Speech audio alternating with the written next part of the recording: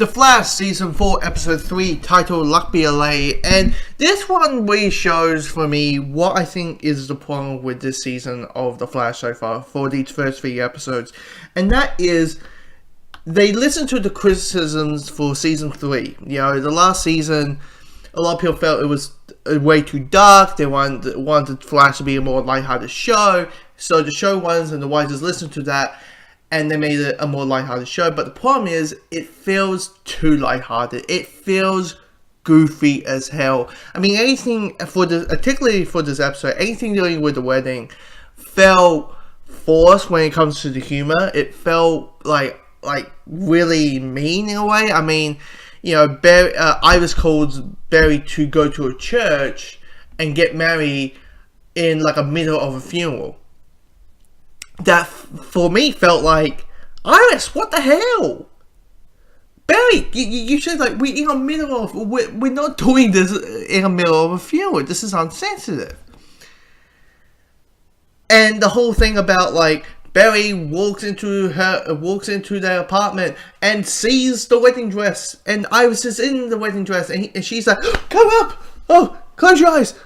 You know, because the whole thing of it's bad luck to see the bride before the wedding. And I get it, because this episode is all about luck. You know, this episode is all about luck because our villain is a character who's able to make everyone feel bad luck, but she's going to be okay, because in the beginning of the episode, before she has powers, we find out that her life all went to the shit bomb. She got fired by her job.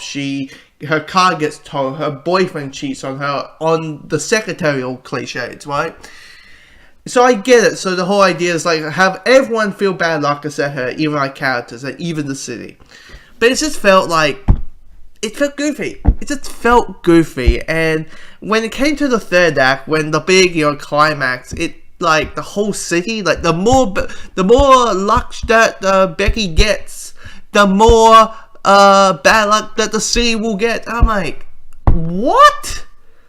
Okay, guys, I get it. But it felt, the word of this episode is goofy. Now, I will say this: it's great to see Harry back, because Harrison was the reverse Flash, but Harry back. It's great, and there's 2 funny moments in this episode. And one of the funny moments is when we see Harry again, and he hands this cube to Wally, which is a breakout box, and that's Jesse breaking up with Wally with a hologram box that pretty much is a makeup kit. It's a breakup kit. You know, you get tissues, you get some music to play in this cube, and when I saw that, I'm like, I don't know what's worse. What's worse, guys? Okay, people who have seen this episode, what is worse? Okay, your girlfriend or boyfriend breaks up with you. What's worse? The cube, a text message? What's worse? The cube or a text message? I'm wondering what is worse, because I felt that's worse. But yes, it's the hologram, but it's like, it'll be better if you were in person. But the second one is the ending where Joe finds out that, I forgot the character's name. Is it Basile or something? Joe's girlfriend says announced to him that that she's pregnant, and the reaction on Joe's face is priceless. He's like so quiet, and she's like, Joe, hello, after Joe, come on, boom, boom, boom, boom, boom. But